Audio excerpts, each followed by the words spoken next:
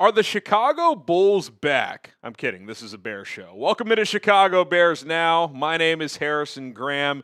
Welcome in on a Tuesday. Normally we go live on Mondays and Thursdays, but I had a conflict yesterday afternoon, so we are live here today. Appreciate everybody for tuning in. Busy Bulls news day, which is why I made that joke off the top. Go check out our Bulls Report YouTube channel. Patrick Seatman doing a great job over there covering the Nikola Vucevic trade and everything else going on leading up to the NBA trade deadline. But let us know where you guys are tuning in from. We'll get some shout-outs going. Bulls are some from Dylan. Well, maybe they're at least finally committing to some sort of a full rebuild.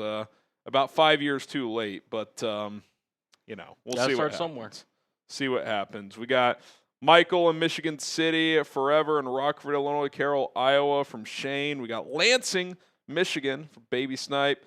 Dylan in Toronto, Thomas in Anthem, Arizona. Dwayne from Indiana. What's up, Dwayne? Chaparral, New Mexico from Willie. Louisville, Kentucky from Benjamin. We got Bears fans everywhere.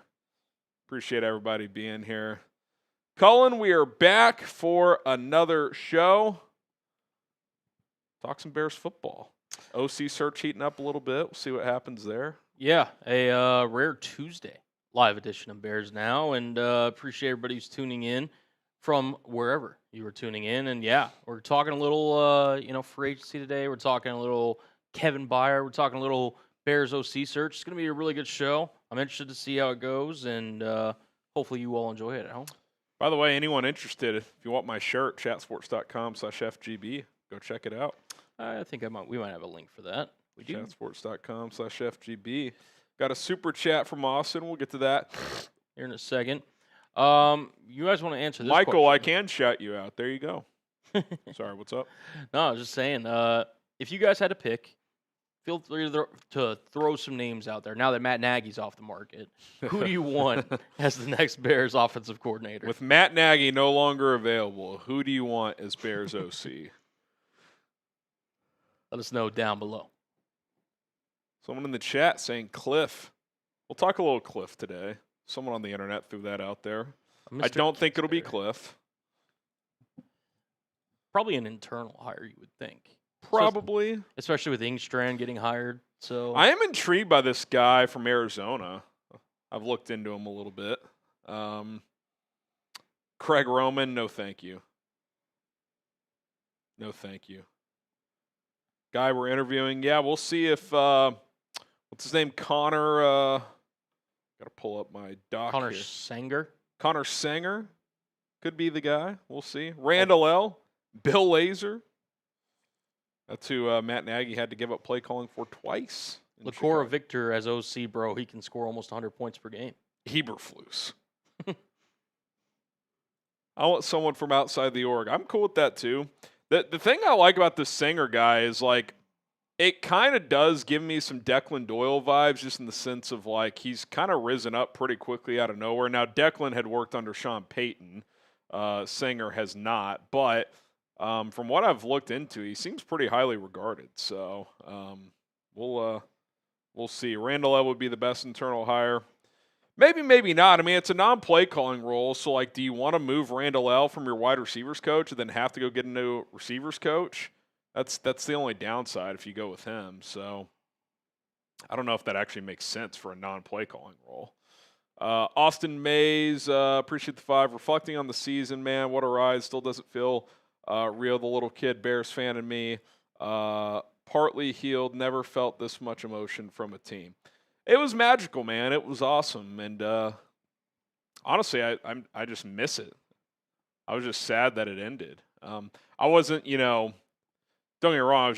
I was sad and upset with the loss in general, but like when the next weekend of games came, like the NFC Championship, I was like, God, I just wish they were playing. But yeah, we're on to 2026 now. It's over. So the memes are there, but the season is done. So.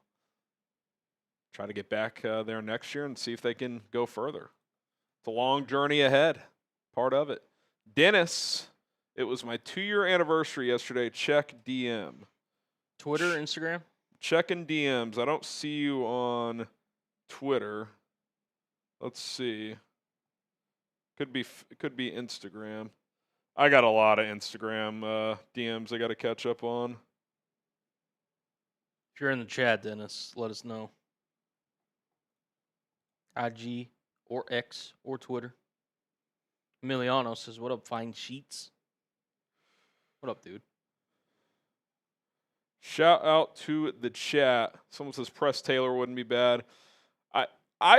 This is kind of one of those I'm going to trust Ben's judgment on. I mean, again, it's a non-play calling role, so like you just need someone who's got some fresh ideas and a lot willing to put in a lot of extra hours. I mean, that was kind of the Declan Doyle role. It's like do some of the heavy lifting throughout the week for Ben, who's going to call plays on Sunday.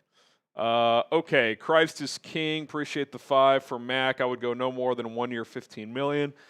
As for defensive tackle, I would go Daquan Jones or John Franklin Myers. Put him on a prove-it deal. What say you? Yeah, I do wonder if like Franklin Myers could like semi-cash in this offseason. I think he's 29 years old. Pretty productive last 2 years, back-to-back 7-sack seasons. So I'll be curious to see what his market is. Daquan Jones, older player, probably pretty affordable 1-year deal. I would put David Onyemata in that category as well.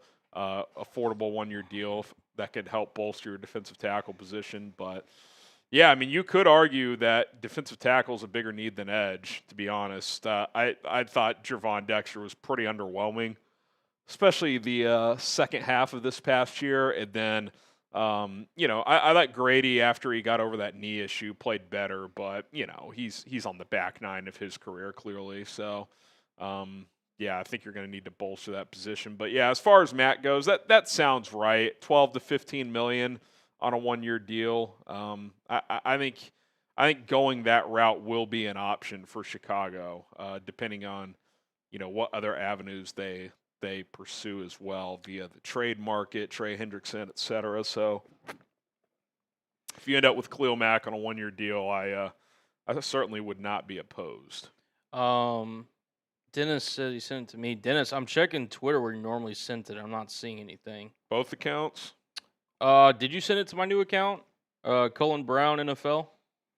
At Cullen Brown NFL, I should say. Who knows? Yeah. Grand Theft Auto, they say it's coming out this year, November. Will it get delayed again? Dennis, shoot it to me at Cullen Brown NFL. I'm not seeing it on my old Twitter. Yeah, but we're not seeing it, Dennis. Yeah. Don't know what to tell you. I know you're saying it sent, but yeah, don't know what to tell you. Who we got next? Emiliano O'Doyle, but I think you mean Declan Doyle. Well, no, it's a joke, but because you ever heard of O'Doyle? I have no idea what that is. Okay, is this like TikTok stuff? No, it just O'Doyle rules, but he out. Who cares? To be honest, I would rather have a McDaniels or Dable type of OC. Is this me being like just too old? It's not even too old. It's just a type of drink, an O'Doyle. I guess I'm. Yeah, it's just he was making a pun on the name Doyle. So I see what you're saying. O'Doyle. Well, we're not going to get Josh McDaniels or Brian Dable, and those type of guys don't even make sense because, again, they're not calling the plays. That's why the Cliff thing, like, you got a Caleb connection there, but is he going to come here in a non-play calling role? I don't know. Someone who's, like, younger and can put in a lot of legwork makes more sense, to be honest, which is why it's probably going to be someone like Will Lawing or JT Barrett or potentially this kid from Arizona they're interviewing. So we'll see what they do. I think Tanner Engstrand taking a pass game coordinator as fast as he did is kind of a signal of that. Someone like that could actually be a tick overqualified. DeBears, Pickens or DJ, Breece Hall or Swift, Roquan Smith. But it's supposed to be a crying emoji. I don't know why it showed up as that. But I don't think Roquan is going to be here. Maybe the Ravens cut him. Who knows? I doubt it. I mean, I think Pickens is better than DJ, but you have bigger needs than receivers. So I don't think you would trade DJ to sign Pickens, who's going to get probably north of $30 million per year. I think Breece Hall is better than DeAndre Swift, but I mean, what's the price tag for Breece Hall? If you cut Swift, you save 7.5. Oh, I'm an idiot. Sorry, that was not the reference. It's a Billy Madison reference that I totally just blanked on. Thank you. I haven't seen Billy Madison in like 15 years. That's what that was. I've seen it, but it's been forever. Yeah. So I'd have to watch it again to pick that one up. Okay. Said he tweeted. He said sound on, by the way. Sound on? That's what he said. Like for the tweet? I guess. I'm going to have to catch up on this later, Dennis. I get tagged all the time. I don't see anything. So, yeah, the Bears, I mean, how much is Breece Hall going to cost? Can you get him at like $10 million per year? Then, okay, yeah, I think he's an upgrade over Swift. But if it's like 12 or 13 a year and it's multi-years, I'd probably rather just keep Swift for next year. So, I do think Breece Hall would be good in this offense, so I do think he'd be good in this offense. All right, we caught up on Soups. We are. All right, hit that like button. We got a lot to get to here on today's show. We'll take more questions here on the show as we go. Hashtag Bears Super Chat. But hit that like button. Get more Bears fans in here. Let's dive into today's Bears news, the latest on the offensive coordinator search and where that could be heading. Also, Kevin Byard spoke at the Pro Bowl with the guys over at CHGO. Kind of wanted to get some thoughts on that. We'll take those questions, like I mentioned, hashtag Bears or Super Chat. And then Mel Kiper recently updated his big board. I want to take a look at just some draft targets in general from his big board. He's kind of a boomer at this point, but the internet seems to be interested in Mel. So I'll kind of give my thoughts on that. Plenty to get into here on Chicago Bears Now. Let's go ahead and dive in.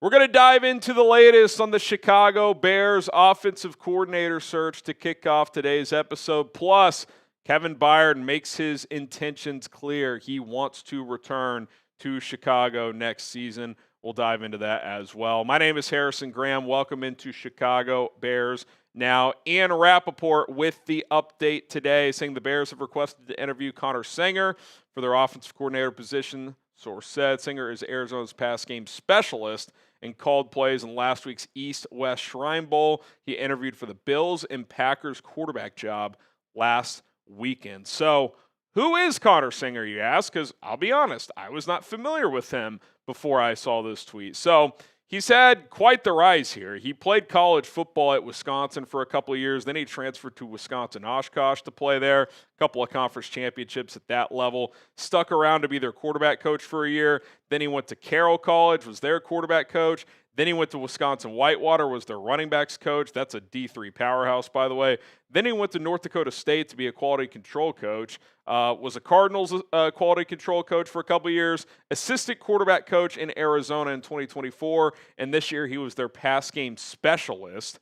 So he's gotten a title upgrade the last 3 seasons in Arizona. Now, obviously, Mike LaFleur's taken that job, so unclear if he would want to keep Connor Senger around or not. Rappaport mentioned a couple of other jobs he interviewed for with Buffalo and in Green Bay. Eric Galko, who is one of the board members of the East-West Shrine Bowl, I think he's the VP or something like that, tweeted out, he is absolutely a rising star in the NFL coaching world. I've gotten to see him for 2 years at the Shrine Bowl, and his leadership, communication, organization, and creativity stand out among the OCs we've had the last 5 years. Special play caller and offensive leader.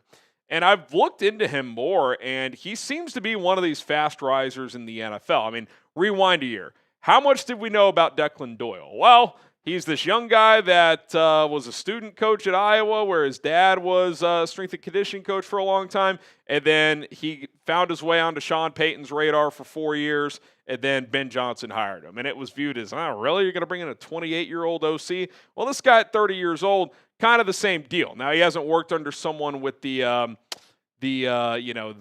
resume of a Sean Payton, but this guy has quickly moved up the ranks. Now, he's never been a QB's coach or even a pass game coordinator. I don't know what pass game specialist entails. I would imagine he's probably somewhat involved in some pass game design with Arizona this past year. I will say when Jacoby Brissett played, they actually put up some pretty decent passing numbers in 2025. Brissett did light up the stat sheet in that regard.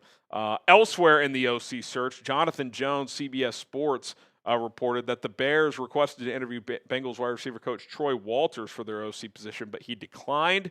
Walters, who's had multiple OC looks the last few years, will stay in Cincinnati with hopes to win with one of the best units in football. So not sure why he declined. Maybe he didn't think he had a real chance at the job. I'm not sure, but it's a non-play calling gig, so maybe coaching receivers in Cincinnati is more appealing to him. Who knows?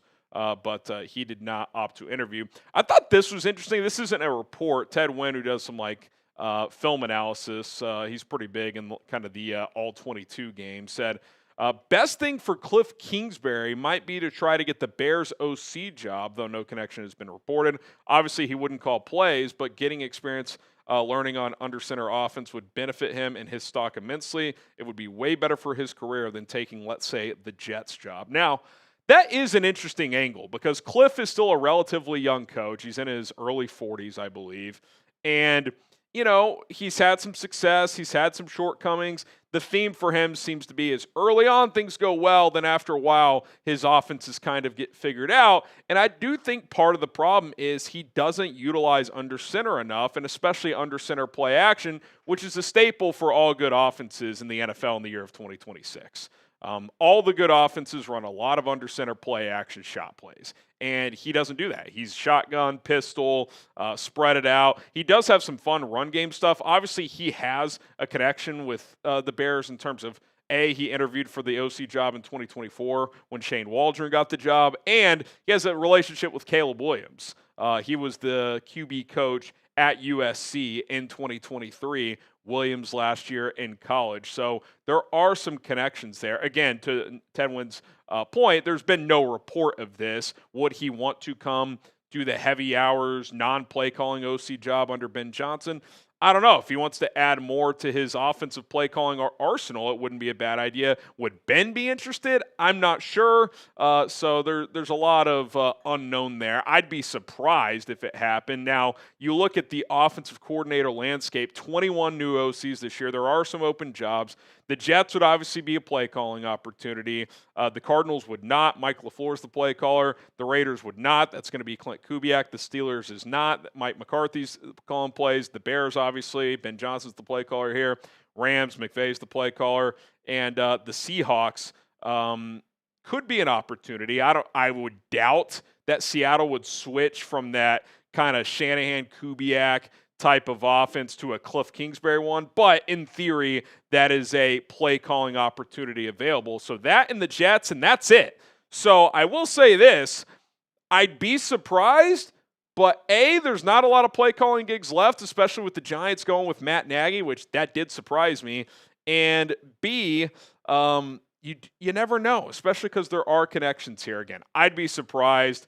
I'd almost say what's more likely would be like he takes some like senior analyst role somewhere and then just kind of jumps back in next year. So we'll see if there's any mutual interest with Cliff. He certainly has had some success in the NFL, but is he going to come here to not call plays? I don't know. That seems like a long shot at this point in time. Now, obviously, you've got the internal candidates, JT Barrett, the quarterback's coach, Antoine Randall, the receiver coach, Press Taylor, the pass game coordinator, and Will Lawing, which we don't know his role. Like, he could be the next OC. They hired him before Declan Doyle left, so Ben Johnson had to have had some plan for him. I think some of that was probably, hey, we could lose Declan, or we obviously lost Eric Bieniemy. They haven't hired a running backs coach as of now, so could that be his role? Depending on what they do at OC, certainly possible, but they have a couple of moving pieces here that they've got to figure out. I don't view Randall L as someone that'll probably take that gig. Being the assistant head coach and receivers coach, to be a non-play calling OC, does that really benefit him? I'm not sure. JT Barrett could make sense, 30, 31 years old, add OC to his resume, continue that ascension. Press Taylor, if he wants to get back to calling plays in the future, be the OC for a year or two, he could maybe get back on people's radars to be a play caller. Then obviously Will Lawing, coming from Boston College as their OC, could certainly fit that mold as well. Who do you guys want as the Bears offensive coordinator? I just want to hear from you guys. Who do you want as the OC? Not who you think it will be. Who do you want it to be? Let me know in the comments of this video. We'll talk Kevin Byard here in just a moment, but first, today's show is sponsored by Prize Picks. The big game is almost here, and there's no better way to cash in during America's biggest sporting event than Prize Picks, where it always feels good to be right. And since the big game is right around the corner, that also means it's your last chance to get into the football action before next season. So close the season out right with Prize Picks by getting $50 instantly in lineups once you play your first $5. Prize Picks is the only app that offers stacks, meaning you can pick the same player up to 3 times in the same lineup. Want to pick more on Drake May's passing yards, rush yards, and touchdowns in the Super Bowl, or less based on how he's been playing? Now you can, all in the same lineup, only on Prize Picks. That being said, when it comes to Drake May, you got a max discount opportunity, half a passing yard, so you take the more on that, obviously. Pair that with something else, boom, you got a 2-person lineup. Up to 6-player lineups, but, when those max discounts are available, I usually just do a 2-player lineup because you're halfway home to cashing out. Download the Prize Picks app today. Use our code CLNS to get $50 in the lineups after you play your first $5 lineup. That is code CLNS to get $50 in the lineups after you play your first $5 lineup. Prize Picks, it's good to be right. All right, Kevin Byard. He has made it pretty damn clear at this point, and honestly the Bears have too. We'll kind of dive into it here, that both sides want each other together again, right? Like, he wants to return. The Bears want him back. Byard, who's out in San Francisco this week for the Pro Bowl, which is tonight, spoke to the media, including the guys over at CHGO who captured this conversation. So credit to Hogan Johns and the boys over there for that. He said, quote, "I think I was one of the only guys talking about Ryan Poles, brought up by name in his season-ending press conference. It's always good to hear your GM say they want you back. Obviously, I had meetings with him and Ben Johnson, and they all echoed the same thing. I said the same thing as well." And he's right. He kind of downplayed it. He is the only player that Ryan Poles went out of his way to mention as a internal free agent that they for sure want back. I think Ryan even said something like, "I'll go ahead and say by name Kevin Byard. I'm comfortable mentioning him verbally that we would like to work something out there." He did not do that for any other player that's set to be a free agent. So that was a signal that they want him back, which I don't blame them. He had a great year. More from Byard here. He said, quote, "If all else is fair and equal, I'd love to come back to the Bears. The city and the organization has embraced myself and my family. We had such a great year this year. I also said this in my interviews after the exit meetings. The hardest thing to do in this league is to get the quarterback and head coach right. I think that's something that Chicago has, so I think that window is going to be open for as long as it needs to be. So obviously, I would love to come back and play for the Bears." I'll just go ahead and say it now. I think he re-signs before free agency. Remember, you can re-sign your own free agents if both sides agree to a deal before free agency opens, which the tampering period begins March 9th, and free agents can officially sign March 11th. I think Byard is back with the Bears on a 1 or 2 year deal, probably between $7 and $10 million per year on a new contract before that even happens. I just think they want him back. He wants to come back. He has spoken really highly about Ben Johnson and Caleb Williams. He mentioned it, and at this stage in his career, he doesn't want to play for some random team. He wants to play for a contender, and he is a cornerstone piece on this defense right now, and he's getting older, so he's going to be selective. Does he want to move around? I mean, I guess if some contender if he got caught wind of a contender willing to offer him major money, he might wait and hit the open market. But if both sides can come to an agreement that makes sense before that March 9th tampering period opens, I just think that they're going to find a way to make this work. And I think the Bears are going to be motivated to, because A, he's a really good player and leader, and B, they have zero safeties under contract for 2026. And doesn't plan A feel like, at the safety position right now for the Bears, re-sign Kevin Byard and then draft a safety early, whether it's in the first, second, or third round?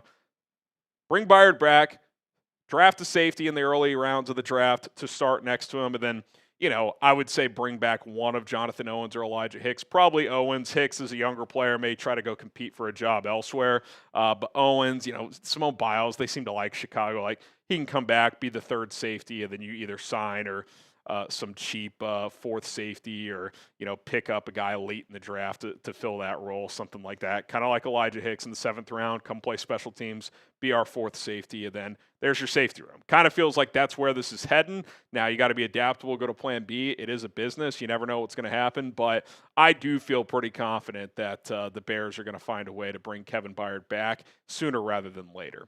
Confidence level in Kevin Byard returning next season, scale of 1 to 100. I'm at about a 90. I mean, you never say never. Things could get weird. You never know.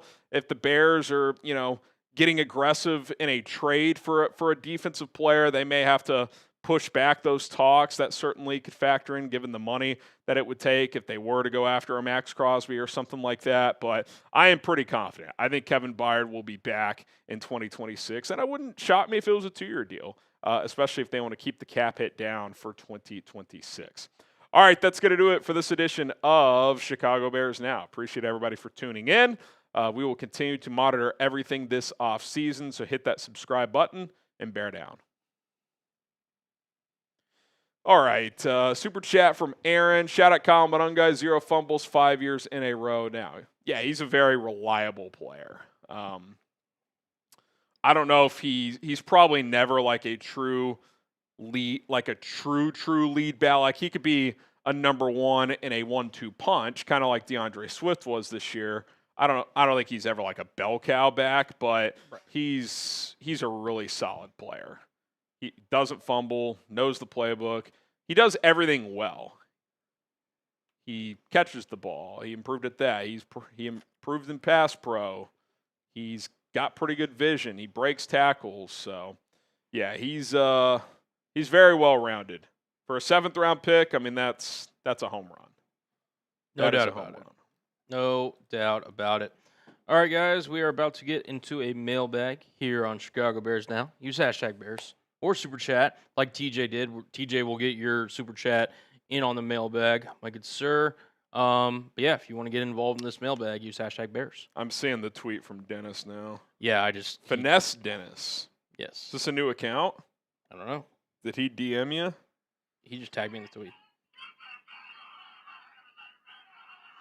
Oh, it's a stuffed bear. That's electric. That's electric.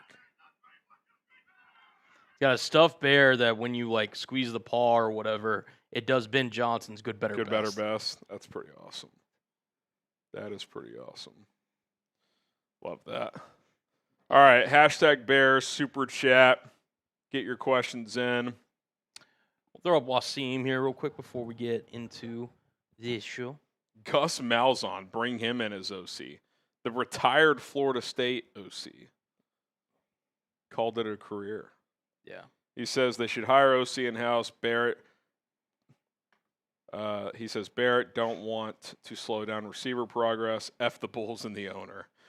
Yeah, Bulls fans have been upset at ownership for a while, and rightfully so. Barrett, unless it's Barrett or Will Lawing, seems like the most likely internal options, because they're on the younger end. I mean, Press Taylor's young too. I just think Randall L, like I think you keep him where he is. He's already got a leadership role as the assistant head coach. He's the receivers coach. He's got a big job continuing to develop Rome Odunze and Luther Burden. So I don't think I'm messing with that. Alex, are you? He says Alex Waddle. He said, "Did you get my last super?" I haven't gotten a super chat. I don't even see an Alex in the chat. There, yeah, he says, Cully, you get my last super. I have not received the super. It has not come through, Alex. It has not come through. Now it's, because I think Dashboard's YouTube name's not like the not the actual. So yeah, I haven't seen it. Not seen it. Here's Wasim's super. FGB, Gus Malzahn, LOL. Shire the OC in-house. Yeah, I think it's probably going to be Will Lawing or JT Barrett. Or this Senger guy. It sounds like if this Senger guy impresses in the interview, he could be in play. Or he could be in play for one of these other jobs if one of the internal guys gets promoted. Mm-hmm. That's also a possibility. Also a possibility. Oh, we sent another video. Interesting. All right, I think we can save that one for the bag. We'll save it. We'll get to Christ is King in the mailbag. We can do it. Luke Clark says, good luck to your Seahawks. Do we Appreciate have ticket prices? It's still around 47, so needs not a great 24 hours for for the pursuit. It's got to get under 4, right, for you to consider it? Yeah. Gotta get under. Which, again, listen, it normally makes the closer you get, the more it's going to drop. Right. So we'll see. But appreciate the kind words, Luke. Would you fly out if it got to like 4,200 and just hoped it kept dropping? Would you just take how much is that round trip flight you were looking at? Round trip, you can get it for anywhere from I think $600 to $800, I think. So not cheap, but not crazy life altering. Yeah. No, this was all. It was all considered in the mass. Hey, this is what you got to pay. So yeah. Yeah, we'll see. We'll see. We shall see. We are live, Sam. He said, I just watched your Edge video and you mentioned you would be live. Didn't even realize. Here I am. I'm live. We are live. You are looking live. Shout out Brent Musburger. We'll do it live. Okay. Want to hop into this mailbag? Yes. Let's do it. All right, here we go. Mailbag time coming up here on Chicago Bears Now.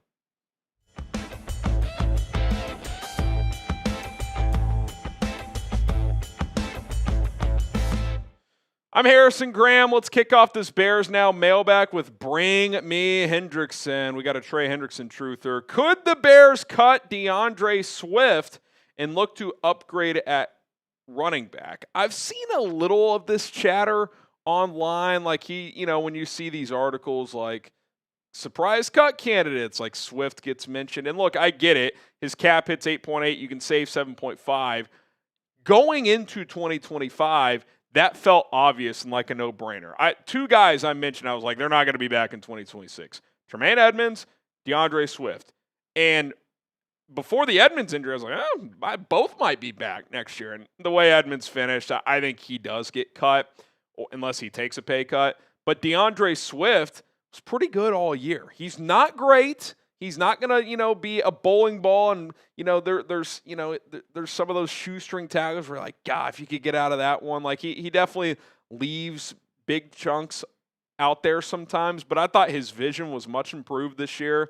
I thought he was just kind of a steady force in this offense. Obviously knows the scheme as well. And $8.8 million for a guy who had over 1,300 all-purpose yards, I don't think is unreasonable. Now, is Breece Hall a better player than DeAndre Swift? Yes. Is Kenneth Walker, when healthy? Yes. Travis Etienne, we've broken that down. I think that's kind of like the Spider-Man meme. Okay, it's pretty similar. And Swift this year was better than Etienne was, and both are in running back-friendly systems. How much is Breece Hall and Kenneth Walker going to cost? If you told me you cut Swift for $7.5 million and you get him for 10 or less per year, yeah, I would think about that because you're only losing out a couple of million for a likely upgrade. But it's not like you're going from DeAndre Swift to Saquon Barkley or something like that. And you got to factor in that the draft is pretty thin at running back. You're not going to get Jeremiah Love. Jadarian Price, do you want to spend a day 2 pick on that when you need defensive linemen? The point I've kind of made with Swift is he perfect? No, but the year he came off of was maybe the best of his career. And unless you have a clear plan on who you're going to get to upgrade from DeAndre Swift, I don't think cutting him just to save the $7.5 million makes that much sense because he's a good player. And he's coming off a good year. So my guess is he's back. I would probably bring him back. Now, what you could do, and we saw the Packers do this a couple of years ago, is you could feel out free agency, and if you get a player you like at a contract number you like, you could then cut a player. Remember a couple years ago, the Packers signed Josh Jacobs at a deal they liked, then they cut Aaron Jones. So, like, what if free agency opens and you can get Breece Hall for 2 years and $22 million, $11 million per year? And it's like, well, I like DeAndre, but like I'll make that swap. Like, okay, like that could happen, but I doubt they preemptively cut Swift before free agency because he's an asset. Like, he's not a huge asset, but he's a solid player. Him and Monangai are a good 1-2 punch. If you run that back in 2026, I got no issues with that whatsoever. What should the Bears do with DeAndre Swift? Type K for keep or C for cut. I would keep him. Barring, a scenario like that were to open up. But if it was a loaded draft like last year, maybe I'd think differently. But I liked how Swift played this year. I think I would bring him back. Okay, TJ, could the Bears trade out of the first round? Absolutely. This is not a loaded draft with first-round talent. When the Bears pick at 25, they're probably not getting a player with a true round 1 grade. Now, sometimes guys slip. You never know. Yeah, if you could trade back to the mid-30s, which I did in my last mock, pick up like an extra third-round pick or something like that, I'd absolutely be open to that if I was Ryan Poles. Feels like kind of like last year, day 2 is the sweet spot of this draft. So if you can get an extra pick in that range, I would have no qualms, no issues with that at all. All right, Crisis King, I think you bring back Byard because he's a vet and a team leader. I think you trade your first and maybe a late-round pick and DJ for Crosby. Don't think that's enough. I don't think a first, a day 3 pick, and DJ Moore is enough. Because DJ is probably worth about a 4th-round pick. So, a first, a 4th, and a 5th for Max Crosby? Don't think he gets it done. You may not have to trade 2 ones, but you're probably looking at a first and at least a day 2 pick. I don't think that's quite enough. You could be, if you change that late round pick to like a 2nd-round pick, a first, a 2nd, and DJ Moore, okay, that might be able to get you across the finish line, but even then, that is not a guarantee. Fellas, Valentine's Day is around the corner, and if you don't know what to get your wife, your significant other, hell, your mom, your whatever the case may be, get yourself some Bears Now V-Day gear. Married into this. Sweatshirts, T-shirts available. Now, the sweatshirts are unisex. So you ladies watching, your fellas, if you've reeled them in as Bears fans, you can get them one as well. The T-shirts are for the ladies. Chatsports.com/Bears V-Day. Appreciate the response to all the merch over the last couple of years. By the way, if you want my shirt, chatsports.com/FGB. You can go check that out. Hoodies and T-shirts available for the FGB gear. But Valentine's Day is just around the corner. Get to shopping. All right, Will Williams, thoughts on Big Citrus. This is, of course, Dominic Orange, the Iowa State D-Tac. I like him a lot. He's huge, good against the run, kind of a sneaky pass rusher, too, for his size. I think he's somewhere on day 2. 57 could be around the range he goes, which is where the Bears pick in the 2nd round. I don't think he sneaks into round 1, but if you got him at 57 or certainly at 89, if he somehow got that far in the 3rd round, I'd be pretty happy with that. All right, Dennis, should we monitor Vita Vea expiring contract plus age? So Vita Vea, let's see what he did last year with the Buccaneers. 4.5 sacks, played in all 17 games. He's been very durable for a defensive tackle. His last 5 years, 16 games, 14, 15, 16, 17. 35 career sacks. He'll be 31 next season. Let's see what his contract is looking like. So Vita Vea, this is via Spotrac. Final year of his deal, $17 million base. If you trade for him, that would be his cap hit, $17 million. So I don't think you would trade for him. But if they cut him, as I'm Googling on the fly here, give me just a moment, the Bucs would save $15.7 million if they cut him. So is he like a surprise cut for Tampa? Do they try to go younger on defense? It kind of reminds me of like Grady Jarrett last year, right? People didn't expect him to get cut, and the Bears pounced on it, and there were mixed results. I think Grady finished the year pretty strong. I don't think you'd give Vita Vea like a 3-year deal like that. Maybe it's more like a 1 or 2-year deal, but he'd be a pretty damn good upgrade as a run-stuffing 1 tech. That's for sure. I mean, you could argue if you add Vita Vea, he's instantly your best defensive tackle. So I'd be open to it. I don't know what the price would cost if he got cut. I don't think I'd trade for him, but yeah, I mean, he could kind of fit that mold of a surprise cut candidate across the NFL. We answer these questions every live show. Usually we go live every Monday and Thursday. Today's live show is on a Tuesday. We had a conflict on Monday, but live mailbags every Monday and Thursday, daily videos here on the channel, news, rumors, free agency, draft buzz, all kinds of stuff. So lock us in. We got you covered. Hit that subscribe button. All right, Carl, how much dead cap do the Bears eat if they cut Dio Adengbo? So pulling up the Bears cap chart here. If they pre-June 1 cut Dio, his cap hit is currently set for $20.5 million this year, which is brutal. If they cut him, it's $22 million. So it actually costs an extra $1.5 million. If they post-June 1 cut him, it goes from 20.5 to 17.5. So you only save $3 million. I think he's just one of those. You just got to bite the bullet and play it out another year. It sucks, but you can cut him in 2027. That's why I don't think he's a guy you restructure, because you want to get out of that deal next year unless he surprises you this year. So, yeah, it's just kind of one of those where it's not a great contract. It's not, catastrophic, $20 million. It's not like it's $40 million, but it's not good. Barney, could Anthony Hill be a draft option if they trade back, upgrade running back by trading for Devon Achane? Gosh, I don't even know what Achane would cost. Day 2 pick, maybe? Second rounder? That would be my guess. I don't know if this is the off season to kind of go hunt for a big RB splash. It just feels like you're in okay shape there. Now, the caveat to that is Ben Johnson's your coach. He's always looking for big-time weapons offensively. So it wouldn't completely shock me. As far as Anthony Hill goes, yeah, he would be like a textbook trade down from 25, take him early day 2. I think 25 is a little rich for him in the first round, but you never know. He'll be in that range of prospects, 20 to 50, that some teams will be higher on than others. But yeah, I'd much rather trade down for him, get an extra pick, and then select him in the 30s. But yeah, he'd be a fun player, rangy player, really good downhill. You can use him as a blitzer, hit and miss in coverage, but he does have pretty good instincts. Okay, name a player you want in Chicago next year. It can be literally anybody that's not currently on the team. It could be a free agent. It could be a guy you could trade for. It could be a draft prospect. Who's someone out there that's not currently on the Bears that you want on the Bears in 2026?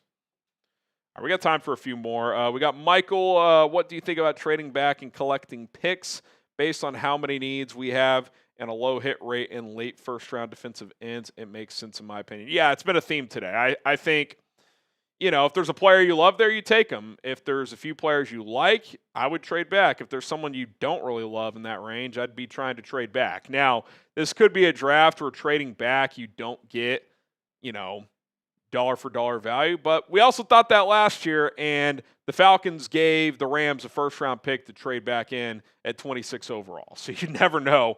It only takes one team. Yeah, I think, if you're asking me today, would I rather trade up or trade back? I'd rather trade back.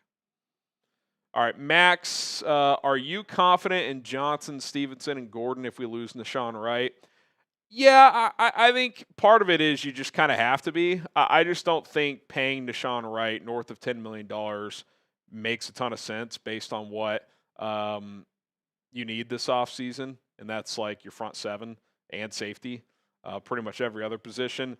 Look, I don't think you can go into this offseason banking on Jalen Johnson being an all-pro, but if he's healthy, I think you could say, okay, he's at least going to be a solid starter. I thought he slowly got better down the stretch.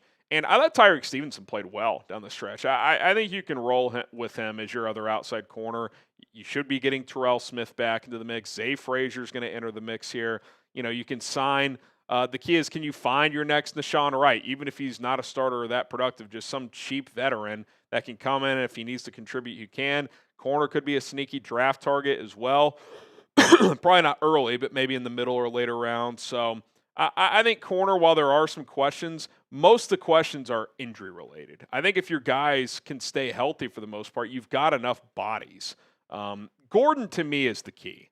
If he can stay healthy, I feel really good about him at that nickel spot. Jalen, if he's healthy, I think is at least a solid player. Still, you'd love to get the All-Pro version back. I'm not sure that's the case. And then Tyreek Stevenson, I'm still optimistic on. I still think he can be a good player. So, yeah, I think you let Nashawn Wright go. And while there are some questions, I think you got enough bodies there, and you could add a small piece or two.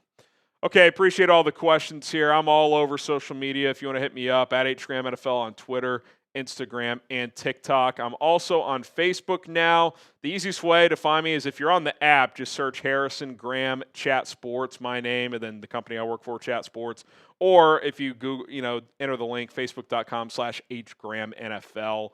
You can find me there as well. There's not really handles on Facebook, but I was able to get that / link there. So trying to grow my new Facebook work account as well. So give me a follow all across the board. I would greatly appreciate it. We can talk more Bears football over there. Alrighty, appreciate all of the questions. Terrence says, why does nobody think trading up this year is a good idea? Not that it's not a good idea. It's just there's probably only going to be like 10 to 12 true first-round players. And to go get one of them, it's probably going to cost a lot. Yeah. Could there be an exception? Like, if Caleb Downs is still on the board at like 13, would you consider trading up? Maybe. I'd be tempted at that point. But I don't think I'm trading to like 7 for a safety, as much as I like Caleb Downs. Are you trading up for like Ruben Bain? I like Ruben Bain, but I don't even know if Dennis Allen views him as a fit because he's going to have shorter arms. It's also too while the Bears yes, they are in that contention mode where you would want to go get a really good player. They do have enough needs to where unless a player that you're absolutely for sure is a game-changing player for you, you're giving up assets that you could be addressing other needs on the roster. Yeah, that's why I'd rather trade back and get more picks on day 2, because I think if you have 4 picks in the second and third round, I feel like in this draft you should hit on at least 2 of those, if not 3. And if you can do that, then let's say you hit on 2 starters and a good contributor there on defense. That really helps you next year and moving forward.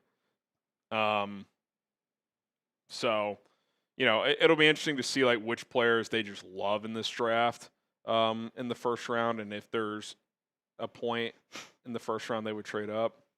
We got somebody in the chat saying you will never get Crosby, Raider Nation. I've never said they will. I've said that they'll probably be interested. Hey, are you guys ever going to win anything? What Raider fans don't get is it's actually better, in my opinion, to trade Crosby. You've got the number 1 pick, trade Crosby. You could fast track a rebuild if you hit on picks and if Clint's the right coach. But they don't want to hear it. I get it. Harry, he's the 1 star they have. You talked recently about the house that you guys just bought. You didn't tell me you had a second property in Raider Nation heads. Yeah, fans' heads. Mitch and Chugs have been telling me you guys are super chatting up a storm saying, tell Harrison to stop trying to trade for Max Crosby. Listen, rent free, I guess. Come watch Bears now.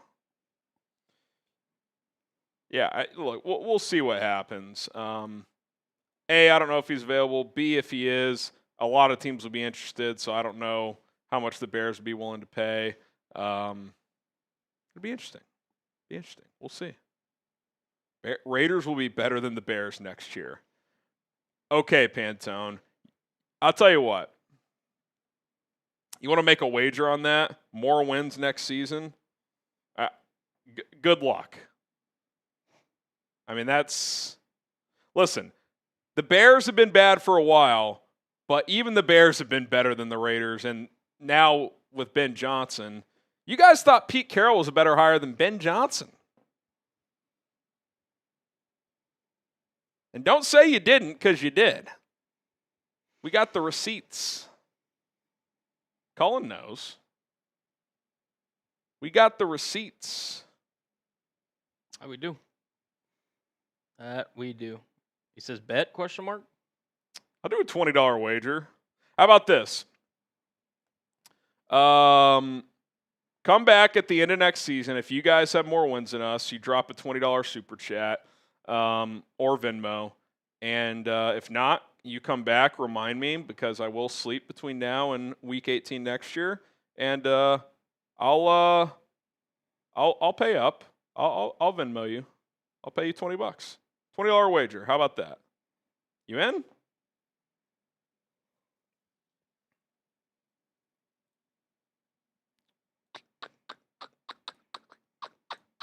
We'll see.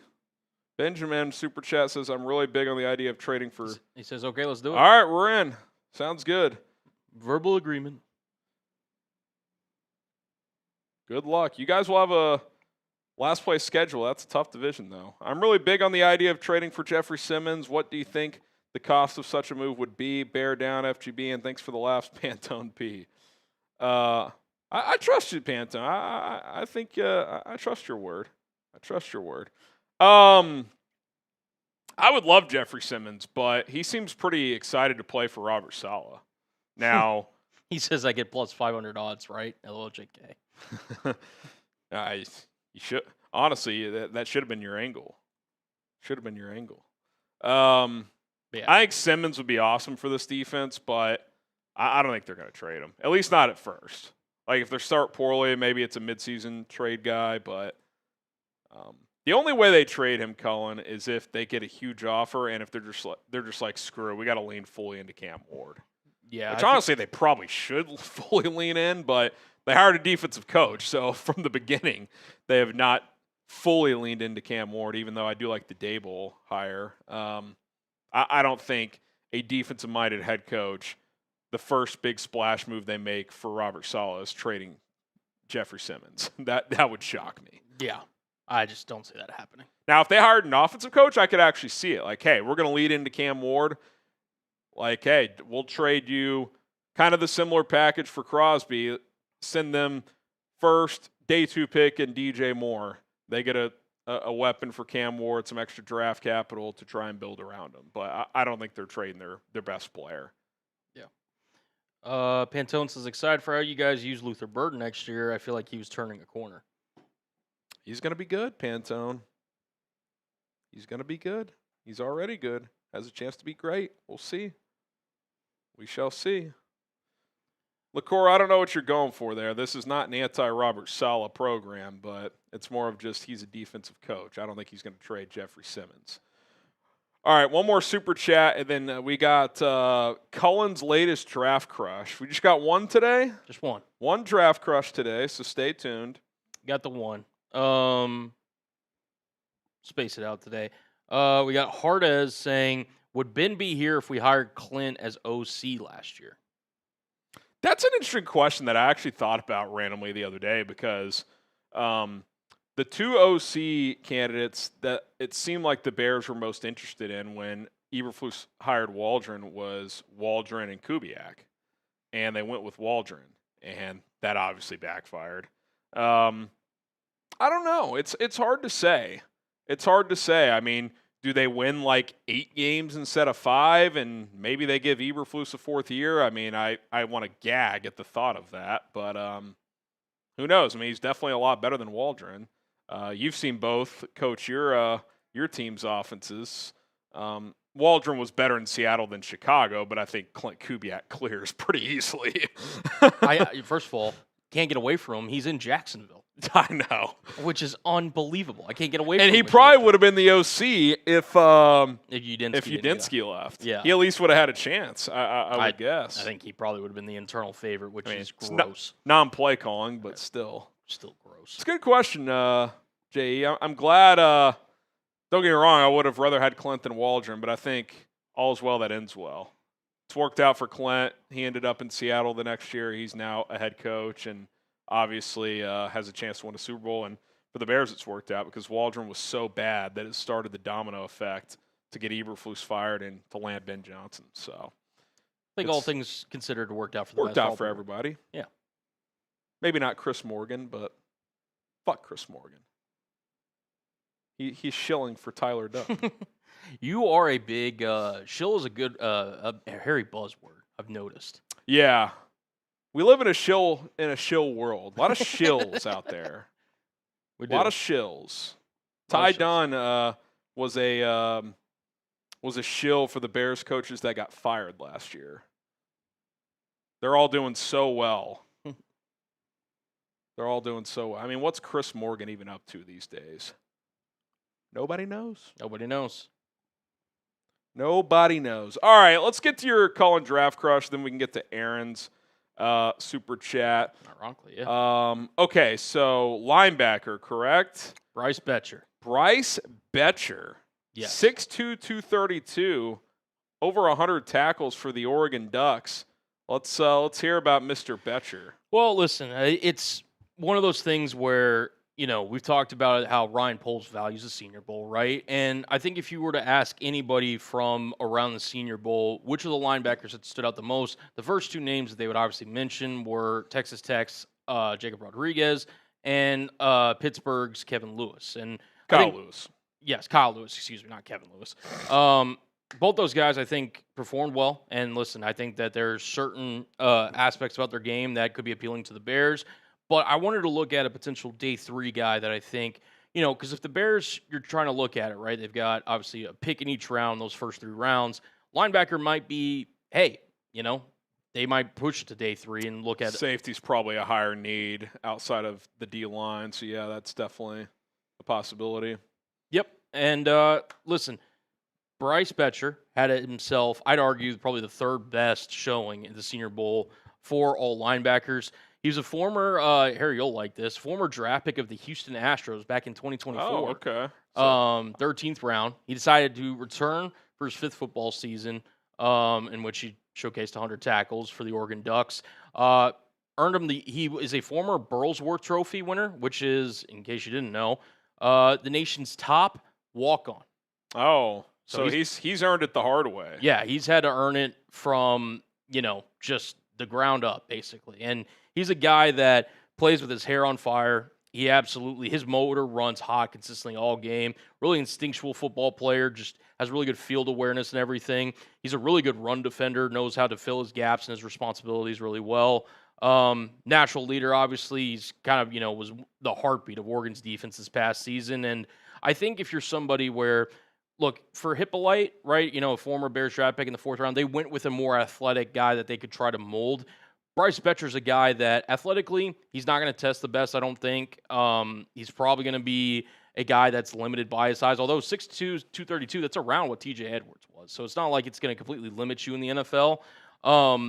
But I will say he's going to be a guy, he's had a lot of special team snaps in his career, so that's automatically a plus, something that you can contribute to right away.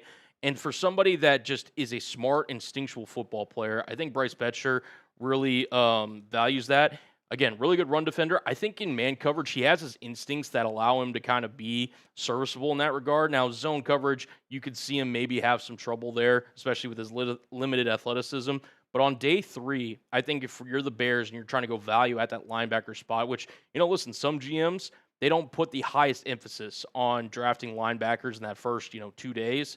Bryce Betcher, I think, would be a welcome addition for any NFL team, let alone the Chicago Bears, who are looking to potentially upgrade at linebacker. So I think going into the Senior Bowl, he was probably looked at as like a 6th, 7th round pick. Now he's trending toward like a 4th or a 5th, and somebody that I think is going to be a NFL veteran probably for years to come just because of his value on special teams alone. But I think he's also somebody that could, in the right system, turn into an above-average starting linebacker. And he's 100% pursuing football. Yeah, based on everything that I've heard. I mean, if he was at the Senior Bowl, yeah, chances are, like, if you're going to the Major League Baseball, like, why would you tend to go that way? Yeah. Okay. But yeah, I think this kid's, again, high tackling technique. It's one of those things where there was a rep, Harry, that he had one of the best pass rushing reps from an off-ball linebacker during the Senior Bowl, where he completely obliterated running back in pass pro. I mean, he's just a guy that brings physicality, the typical like run through a wall culture that players will rally around. And I think he were to ever get a shot, he could be a really good linebacker in the NFL. All right, I like that. And yeah, I mean, look, in reality, one of these positions, unless they trade back, just the way these boards are going to fall is going to get pushed back to day 3. I mean, it's just inevitable. They're not going to let's just say they hold firm with each of their 3 picks. If they want to, let's say they want an edge, a defensive tackle, a linebacker, and a safety. And again, BPA is always there. They could still take an offensive guy. Left tackle is a possibility. Maybe they fall in love with the running back. Who knows? But even if they want to fill out those 4 picks, like one of those positions, it can't be drafted there. It's just That's just math. So yeah, I mean, I think linebacker could be one that gets pushed back. You still have TJ. I do think they'll re-sign DeMarco Jackson. Who knows? Maybe they bring back Tremaine on a pay cut or something like that. So day 3 could be where they find a guy like a Bryce Betcher. So we'll see how it plays out. Appreciate that, though. And chat, what position is next? What have we covered now? So we've done defensive tackle, we've done edge, and we've done linebacker. I do have, there's a lot of really good linebackers in this class. If y'all want to see, a day 2 guy that I think the Bears could target if they were to go that route, I've got one of those. Or if we want to go safety or another position you guys want, more than happy to discuss on next live show here on Thursday. Do we, do you want a safety or do you guys want another linebacker, different position? You could always just store the linebacker in the memory bank for a future stream. We got a few shows before the And again, listen, there's going to be guys that I'd look at on day 3 that I think, we saw it with running back last year, right? And again, part of that was the Bears just kind of got unlucky with how the draft fell last year. Running back was clearly one of the bigger needs for the Bears last year. They didn't take one until the 7th round with Kyle Nunn guys. So I will say this. They've I think they had some forward thinking here. This has kind of worked out well for the Bears because I think this is a really good depth draft for defensive linemen, edge, and defensive tackle. You should be able to find guys on day 2. I think that's true to an extent with linebacker and safety as well, and those are your biggest needs. So I think the Bears are in a good position to check some boxes here if they pick the right players. So yeah, I think Betcher's probably one of the higher floor guys in this draft. Now, his ceiling may not be the highest, but that's why you probably take a guy on day 3. Just, hey, listen, we know what we're getting from this guy. And ultimately, I mean, he may prove to, outperform his kind of draft status based on where you get him. And I do think that his Senior Bowl performance definitely helps. So, all right, I like it. A lot of safeties in the chat. I think we'll go that route. Cool. For Thursday if you are able to scrounge up a Cullen draft crush safety for Thursday. Someone's saying Roschon replacement too. We'll store that in the bank. Yep. Maybe some deep running back sleepers. Yeah. We could look at some day 3 running backs. I think honestly that's where the value is. If you don't get a Jeremiah Love or Jadarian Price, day 3 might honestly be where you're looking to get some value. Yeah, because it feels like some team's going to reach for somebody in the 3rd round. I don't think the Bears should be that team. No. Aaron, appreciate the super chat. You guys should do a segment on the Cullen draft crushes right before the draft. Did we end up doing that last year? If not, I like that idea where we just the Monday before the draft is your final draft crush, and then we just do a segment on all of them. Well, so what we did was we had the final one. So my final draft crush last year is who I thought the Bears were going to take in the 1st round. Okay. Which was Ashton Genty, and then what we did was I did a mock draft, a Bears final mock draft, and you reacted to it. I like that. You can do a couple different segments around it. Yeah. I mean, it could definitely, depending on what you guys want, if y'all would be interested in that. We shall see. We shall see. Harrison Graham's #1 fan. I am honored. Appreciate the 2. Love the show. Been watching since 2021. It's a long time. That's the Matt Nagy era. And he's now a New York Giant. What a time. Appreciate that, man. That's awesome. Appreciate that. Michael Frazier. What area of Dallas do y'all broadcast? Lower Greenville, Knox Henderson. Love that area. Not too far. We're downtown. We're in a building downtown. Downtown. I love that area, though. Good bars and restaurants. Can't go wrong with a little Lower Green, Knox Henderson. Yeah, I had a buddy that used to live in Lower Greenville. You ever go out to that area? Mm-hmm. Really nice. Yeah. Really good for around St. Patty's time. It's a really cool area. Good places to go. A few good spots to go watch games, too. There was one place called, it was the Henderson Tap House, but I think it closed. Be sad. So I guess we're 10 minutes from there, depending on traffic. 75 can be hit and miss. Give or take, yeah. But, all right. Velus Jones is a yeah, I don't know what he's trying to prove. I don't think he's going to win this one. But, yeah, Michael, I love that spot.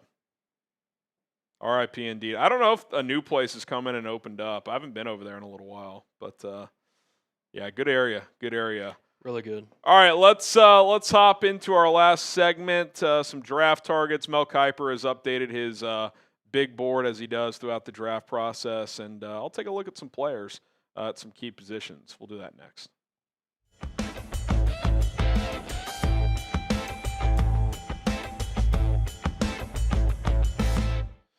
Mel Kiper Jr. recently updated his 2026 NFL Draft Big Board, which includes positional rankings, etc. So we're going to take a look at some key positions and some players I'm interested in for the Bears to draft. Mostly we'll focus on guys that could be in range in the first round, but some guys later in the draft as well. My name is Harrison Graham. This is Chicago Bears Now. My top roster needs right now, and this is kind of in flux.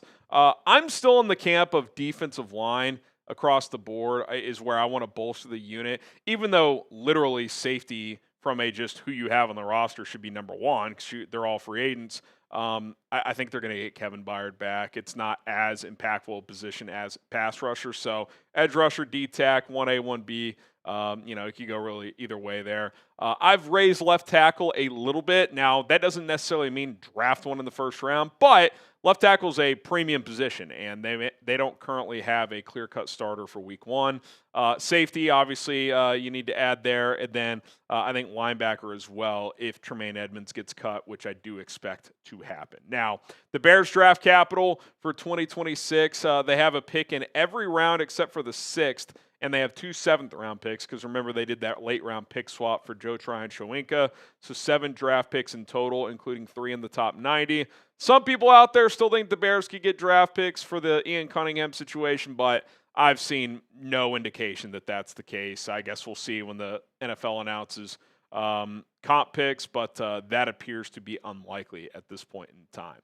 All right, can we top it? Last year we did this same video in terms of Mel Kiper big board updates and draft targets from his big board. Last year we got 69 new subscribers. Nice on that video. Can we get 70 plus? If you're new here, we're dropping daily Bears content. I would love to top that number as we continue to grow this channel. Hit that subscribe button. It's 100% free. Real quick, these are Kiper's top 10 overall prospects, which obviously will be tough for the Bears to get, considering they're picking 25th overall. Fernando Mendoza, who's going to go to the Raiders. Jeremiah Love is his second prospect. Could dip a bit, but he's not going to fall to the Bears. Carnell Tate, Arvell Reese, a couple of Buckeyes there. David Bailey, the edge rusher out of Texas Tech. Caleb Downs, the safety out of Ohio State. Ruben Bain Jr., the Miami edge rusher. Francis Mauigoa, the offensive tackle out of Miami. Sonny Styles, the Ohio State linebacker. And then Jordan Tyson, the wide receiver out of Arizona State. Chicago's picking 25th overall, so unlikely they would get any of these players unless they were to trade up. Obviously, those players won't necessarily be the first 10 picks, but it's unlikely for like the 7th best prospect to fall to 25. So did want to just mention that. Okay, Kiper's a boomer, so he separates defensive end and outside linebacker, even though the rest of the draft community just combines them as edge rushers. So just kind of go through both categories here. Ruben Bain Jr. and Akeem Mesidor, the 2 guys out of Miami. Obviously, Bain is not going to be someone they can get, but maybe Mesidor falls given his age. Keldrick Falk is interesting. I think he fits the Dennis Allen profile as a big physical edge rusher. Zion Young, I think, is someone who could be in play there. Now, there is a report of a DWI that may have happened recently there, so we'll see if there's more clarity on that situation. Obviously, the Bears have been pretty careful under Ryan Poles with the character stuff, so we'll see if there's more info there come the NFL Combine. Dennis Sutton, the Penn State edge rusher, who I think is flying under the radar. Then you get to some later guys, Caden Curry, LT Overton, who I'm not huge on, but I'm curious to see how he does in the pre-draft process. Jack Pyburn, Max Llewellyn, and then Vincent Anthony Jr. And then you get to outside linebackers, again, edge prospects. David Bailey out of Texas Tech, Cassius Howell out of Texas A&M, TJ Parker out of Clemson, R. Mason Thomas out of Oklahoma as you get into more day 2 guys, Joshua Josephs out of Tennessee. Jayshon Barham out of Michigan. Derek Moore out of Michigan, who had a really good day or Senior Bowl. He could be in play on day 2. I like Romello Height on day 2 as well, the other tech rusher. Kieran Crawford out of Auburn, and then Nadami Tucker out of Western Michigan. Again, Kiper's a boomer, so to me, I would consolidate defensive end and outside linebackers together as edge rushers, which I think NFL teams do. Now, obviously, they have different profiles, bigger edges, quicker edges, smaller guys, etc. But that's just not the way he does it. These are 5 guys that I think could be in play for the Bears at 25, or maybe in a small trade up. Akeem Messidor, we'll see if he's there at 25. He could fall there to his age. If it's best purely on ability, he would probably go earlier. Keldrick Falk, he's kind of a wide-ranging guy. I see some guys like him as a top 12-ish player. Some like him late round 1, early day 2. So he could be there at 25. TJ Parker had a good week at the Senior Bowl, so we'll see if he's still there at 25. Zion Young seemed to have elevated himself as a round 1 guy, potentially at the Senior Bowl. Again, we'll keep an eye on the DWI thing. And then Cassius Howell, who I don't think is really a Dennis Allen prototype, but is a talented speed rusher that has limitations in the run game, so he could fall a little bit as well. Okay, let's go to defensive tackle now. Caden McDonald, who's been mocked to the Bears a lot, he's like a classic. Anywhere between 20 and 35 is probably where he's going to go in the draft. Peter Woods has been dipping a bit. He could be in play at 25. Caleb Banks seems to be rising back up. If that medical checks out with that foot, you could argue he's the most talented defensive tackle in the draft. Lee Hunter out of Texas Tech. A lot of people have him as a round 1 guy after his Senior Bowl week. Kristen Miller out of Georgia, fringe round 1, round 2 guy. Darrell Jackson, probably 2nd round. Dominique Orange, same. Tim Keenan, maybe more like 3rd, 4th round. Xavier Harris, 3rd, 4th probably. And then Cameron Ball out of Arkansas, probably day 3. I do think the names you're going to hear a lot connected to the Bears are Caden McDonald, Caleb Banks, and Lee Hunter. I think you're going to hear those names a lot. They all play the run well, and they all have some upside as pass rushers. I think Caleb Banks is the biggest boom bust out of the 3. If he hits, I think he could be special. I think McDonald somewhere in the middle, and then I think Lee Hunter, you could argue, could be like a higher floor player. Maybe he's not an all-pro, but he was pretty damn dominant at the Senior Bowl, so excited to see what he can do in the NFL. But those are 3 names I expect to hear linked to the Bears quite a bit throughout the draft process. Who would you rather, or where would you rather go in round 1, defensive tackle or edge? I think this largely depends on what happens in free agency. If you sign a Khalil Mack or a Trey Hendrickson, maybe you'd lean defensive tackle. If you sign a David Onyemata, maybe you'd lean more with an edge rusher like an Akeem Messidor. Now, you'd still want to go BPA. I just think you need to get better along your D-line regardless, but I do think a lot of that will be predicated on the direction they go in with free agency, which obviously comes first. All right, we'll take a look at some more prospects on Mel Kiper's updated big board and some guys I like for the Chicago Bears. But got to tell you about our awesome sponsor, Prize Picks first. The big game is almost here, and there's no better way to cash in during America's biggest sporting event than Prize Picks, where it always feels good to be right. And since the big game is right around the corner, that also means it's your last chance to get into the football action before next season. So close the season out right with Prize Picks by getting $50 instantly in lineups when you play your first $5. New feature alert. Take advantage of it. Prize Picks now has early payouts. If your lineup gets off to a hot start, you may now have the option to cash out those winnings before the game even finishes. This is also important. Prize Picks offers injury reboots. If one of your players leaves the game in the first half of the big game and doesn't return, Prize Picks won't count it as a loss. Now, pretty much a guaranteed win unless he gets hurt on the first play of the game and doesn't complete a pass. Drake May, big game max discount, half a passing yard. You obviously get the more on that. And then all you got to do is pair it with one other player. You could pair it with 5 other players, 2 to 6 player lineups on Prize Picks where you take more or less on stat projections available. Tons available for the big game. Download the Prize Picks app today.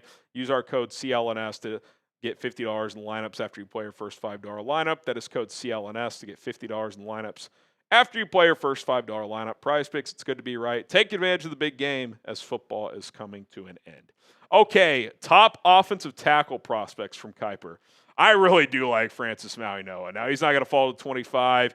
even if he did, would the Bears take him? Can he play left tackle? Would you flip Darnell right? I don't know. I'd be tempted to try to figure something out if he was at 25, but I don't think he falls anyway, so it's a moot point. I think him and Spencer Fano are gone. Fano, excuse me. These other guys could be there, though. I mean, Caleb Lomu, a left tackle, would you consider taking him? Maybe. Caden Proctor's obviously a fascinating player given his size and athleticism combo. Monroe Freeling is an athletic left tackle. I could see Ben Johnson liking him. Then you get to more day two guys. Caleb Tiernan, Jennings Dunker. Dunker had a good week at the Senior Bowl. Some view him more as a guard. Brian Parker out of Duke, Isaiah World out of Oregon, and then Blake Miller out of Clemson. I don't think the Bears would go tackle round one, even if they know, let's say, Ozzie Trapillo in the back of their minds, he's not playing this year.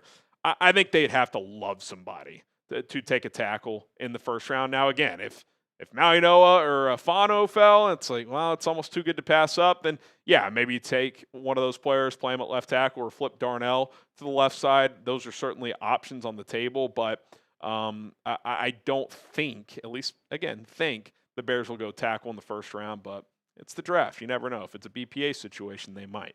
Okay, top safety prospects, obviously Caleb Downs. Emmanuel McNeil-Warren, who I mocked to the Bears in my last mock out of Toledo. He's a really fun player, versatile safety, as is Dylan Thieneman. Now, Kuiper, again, being a boomer, has Kyle Lewis as a safety. Now, he could play safety in the NFL. He's kind of a safety linebacker hybrid, but I think in today's NFL, he's more of like a rangy linebacker. Kamari Ramsey out of USC, Zaki Wheatley out of Penn State. He's lower on A.J. Halsey. I like Halsey a lot. I'd probably kind of pencil him in there between 2 and 4 somewhere. I like Downs and McNeil-Warren better. I'd go probably back and forth with him and Thieneman. Jalen Kilgore out of South Carolina. Then you got Genesis Smith and Deshaun Singleton wrapping up his top 10. I do think McNeil-Warren and Thieneman are two names to watch. A, they could both be in play at 25, and B, they're very versatile players. And Ben Johnson, or Dennis Allen, likes defensive backs that can do different things. Mix it up in the run game, play in man coverage, play that center field role. These two guys, I think, can do all of that. They can match up in one-on-one, so they're willing tacklers. I think those are ideal guys to pair with Kevin Byard, who I think they're going to bring back.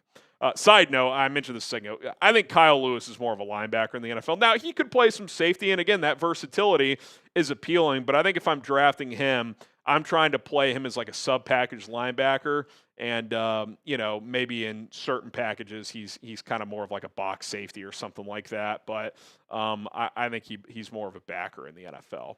Speaking of linebacker, Arvell Reese, who, again, Kuiper being a boomer, I think he's probably more of an edge rusher in the NFL, but we'll see. It could depend on the team. Sonny Styles, I'll tell you what, if he fell to 25, I'd be tempted. C.J. Allen could be an option at 25. I think 25 is a little rich for Anthony Hill, but it could be a trade down guy. Early round 2 is kind of more where I like him. Jake Golday out of Cincinnati sitting there as well. Josiah Trotter out of Missouri. Torian York out of A&M. Bama's Justin Jefferson. Jacob Rodriguez, obviously, he earned himself some money at the Senior Bowl. I think he's a firm day 2 guy. I love him in the 3rd round. 57 feels a little early for him, but maybe you trade down, take him early 3rd, something like that. If he's there at 89, I think it's like sprint to the podium type deal. His instincts are incredible. Curious to see how he tests at the Combine, but he more than held his own at the Senior Bowl. I mean, he's winning one-on-one drills, which are designed for the offensive player to win. So I thought he was pretty impressive and obviously put up a hell of a career in college, especially the last couple of years at Texas Tech. Okay, bigger Bears needs, safety or linebacker?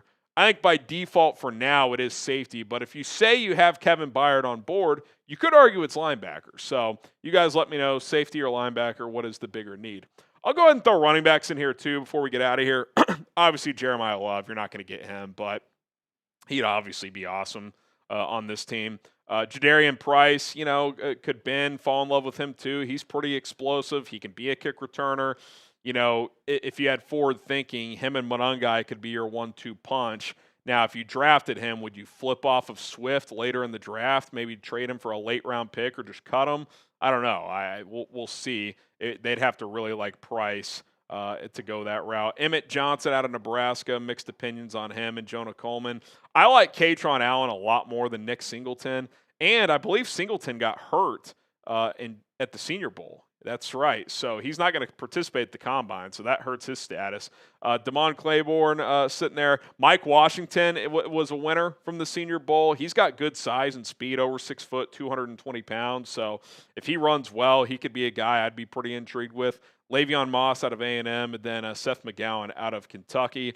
I don't think they'll take a running back early. Now, if Price is there at 57, where most people think he's a top 40, 45 pick, like I could see them thinking about it. But I think if they take one, all things equal, you're probably talking day 3. Maybe you throw a dart with one of your 7th-round picks, come compete with Roschon Johnson for RB3, something like that. But things can change. Things are fluid. If Ben Johnson views one of these guys as like a game-changing weapon, it wouldn't shock me. I mean, he's always looking to find mismatched players offensively. All right, that's going to do it. Some Bears names to watch, draft targets to watch based on Mel Kiper's big board at some key positions that Chicago could be monitoring. My name is Harrison Graham. Thank you guys so much for tuning into this episode. If you haven't already, hit that subscribe button. Let's top 69 new subscribers. Bear down. We did get a couple of super chats. It's not refreshing with the links, so I'm going to try to refresh that real quick, but we'll get to you guys down below. But let us know, really, like, how about this? In the chat, while I'm fixing this link for the super chats, in order, Harry kind of did something similar early on. Name your top 5 positions that the Bears should prioritize in this upcoming draft. Yeah, give me your top 5 needs. Let me know. While you're doing that, I can just read these supers. Salvatore, optimal range to trade back from 25, and who? Somewhere between 33 and 40. I wouldn't want to go back too far.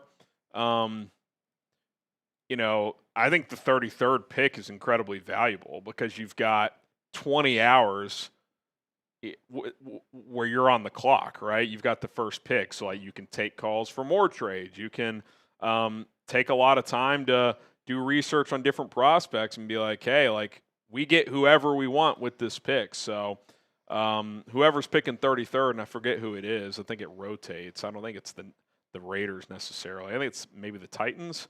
I would not mind that selection. But yeah, I don't want to trade from 25 to like 50 unless I'm getting a future one. So, yeah, I mean, and probably some defensive player, Salvatore. Because let's say you trade the 25th pick for 37 and like, I don't know, 90. I'm just throwing out numbers. You get an early 2nd round pick and a late 3rd round pick to move back 10, 12 spots.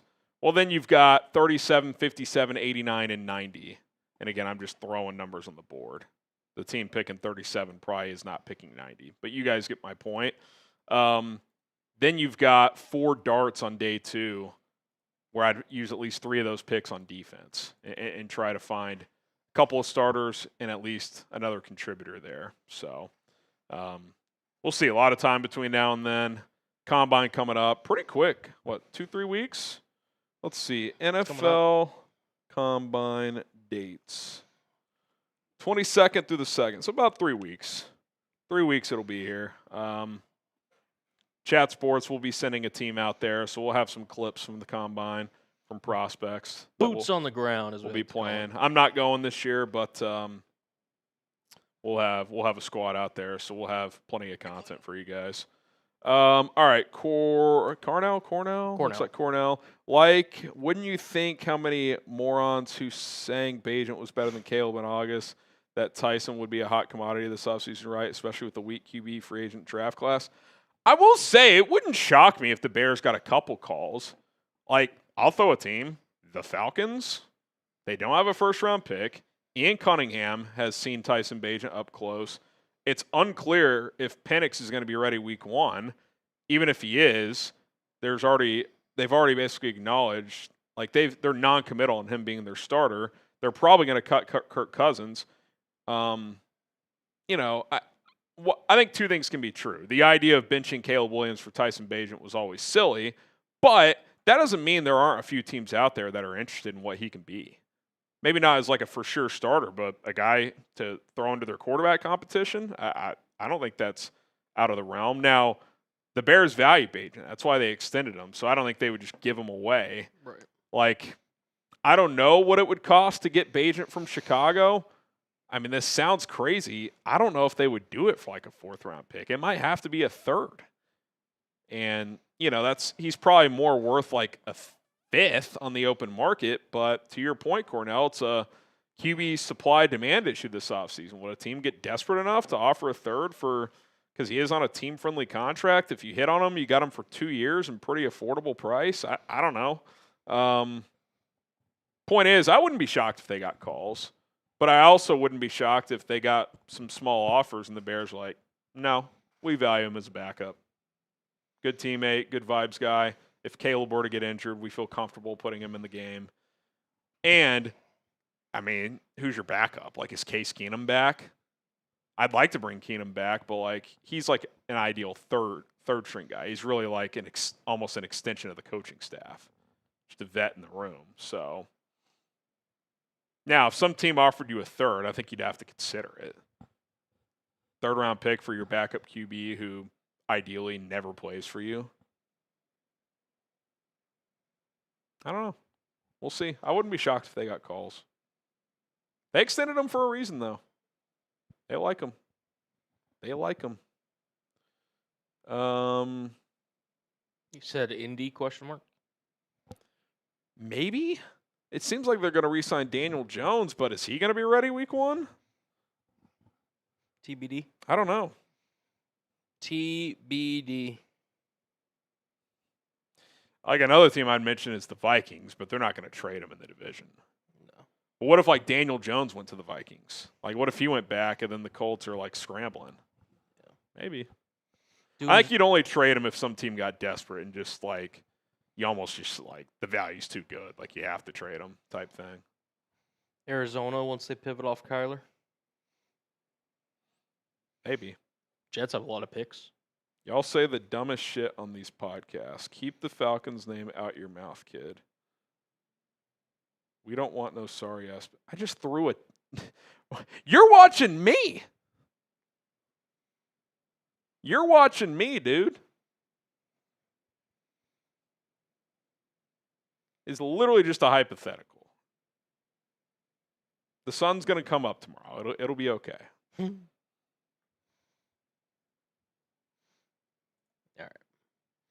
All right. I mean, Michael Penix is so proven. Does he have any cartilage left in his knees? I don't. You're watching this show, dude.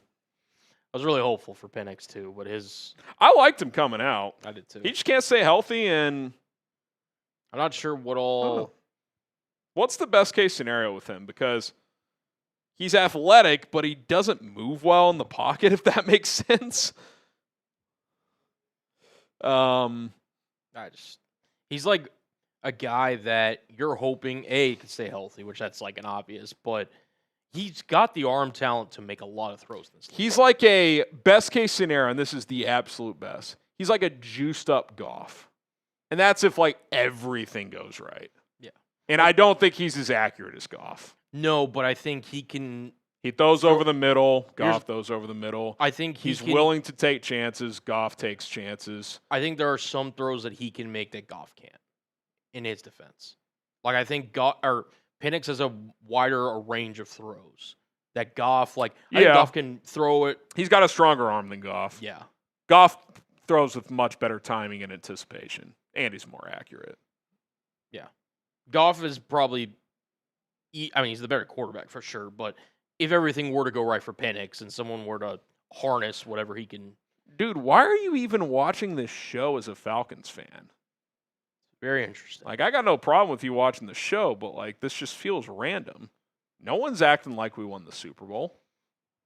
We had a fun year. You didn't. Caleb's still holding the Bears back. He was one of the biggest reasons why they won the division this year.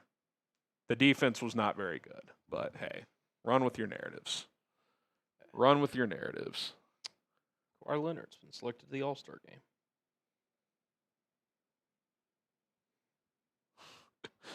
We have a Falcons channel, by the way. You can go watch it. Thank you for the brains of y'all's operation. I like Ian Cunningham. You should thank us because we could have blocked it, by the way. The brains of y'all's operation. Appreciate that, John. Who are y'all going to draft in the first round, D Nasty? Yeah.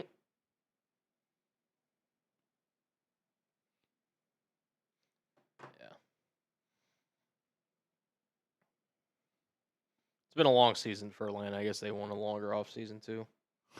They're so random. Where did this guy come from? You mentioned the Falcons as a hypothetical for a backup quarterback trade. And here he comes out of the woodworks, happens to be watching. Yeah, I wasn't even like dogging the Falcons, but if you're gonna dog me and the Bears, I guess I have to respond. Got to defend my people here, man. But y'all dumbass didn't. We didn't do what? Oh, block the because Ryan Poles is a good dude and said, yeah, I think Ian deserves an opportunity. I like Ian. I hope he does well. He's going to need to. The Falcons to get going. Such a random team to team, like. We already got our first round pick. Yeah. Overpaid to get him, but he was good. Got to have a quarterback, though, brother. And you'd take Caleb in a heartbeat. You know that, too. You won't say it, but you would. Let's talk free agency. We will. We're about to sign off, though. We're done. Falcons Today by Chat Sports. Go check it out. Trace Moustakis does a great job over there. Yeah, my guy Moose is covering the Falcons well. By the way, he mentioned Bajan as well from a Falcons angle. So, hey.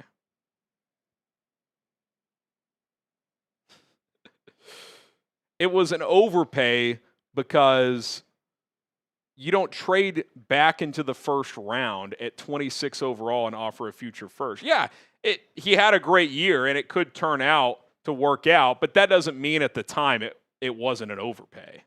Yeah. The Rams got that call and were like, are you shitting me? In a draft with 12 first-round graded players, you're giving us a future first at pick 26? Listen, for you guys to at least get a good player out of it, kudos. But, like, that was viewed as stupid as hell by the entire league. Just think about it just from a broad sense. Like, how many players that are non-quarterbacks are worth just trading a first-rounder? Well, technically, like, the capital that the Falcons gave up.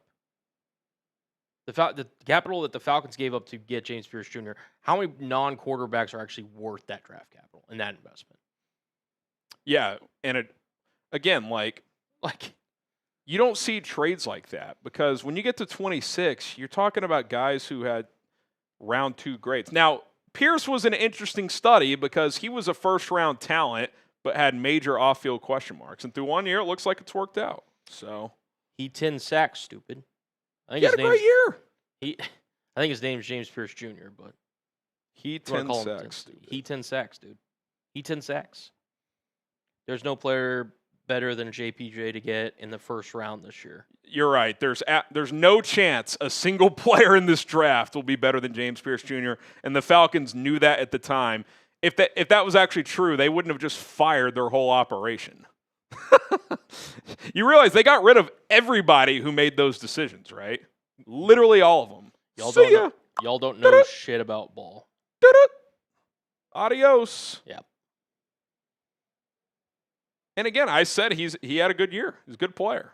That doesn't mean they didn't overpay to get him. Two things can be true.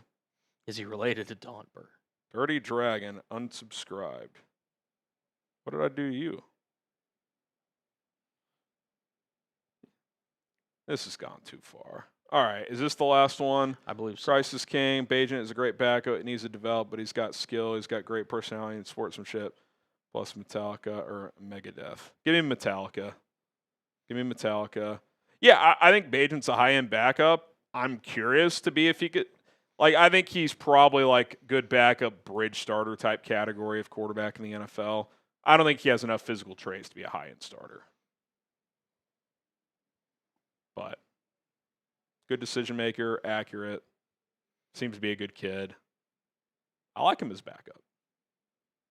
But the idea of benching Caleb for him was always crazy. Got one more from Montana. Says, Rand Carthon, the former GM, says McDonald, number 2 defensive tackle. Behind? I'm assuming, what's his face? Woods? There's mixed opinions on him. Yeah. Woods Banks? or Banks, I would assume those are like the 3. Feels like Woods has been slipping a bit. A little bit. Which I think Woods going to be a really good player in this league. Yeah. If he was there at 25, I'd be interested. We'll get that super chat loaded so we can show it on screen, Montana. Appreciate that, Philip. This is not how I anticipated ending the show. No, I mean, listen, everyone's allowed to have their own opinion, but it's like... I wasn't even like throwing shade. I just was like, oh, the Bears assistant GM's going to a team that doesn't have an answer at quarterback. Maybe they'd be interested. But that started a firestorm in the chat. Appreciate, yeah, here's Montana. Or Lee Hunter, someone says. Maybe. Yeah, Rand Carthon. Eats corn the long way. Oh, I'm not losing sleep over this. Believe me. I got a family at home. You think I'm losing sleep over an exchange on the YouTube chat with a Falcons fan? My guy worries about putting food on the table and paying mortgages. I got a 2, almost 3-year-old. I got bigger fish to fry. All right, I'm getting out of here. Appreciate it. Mostly good show. Cullen and I will be back Thursday. You were trying to throw shade, and you know it. You started it. You came in here. Come on, man. Don't do that.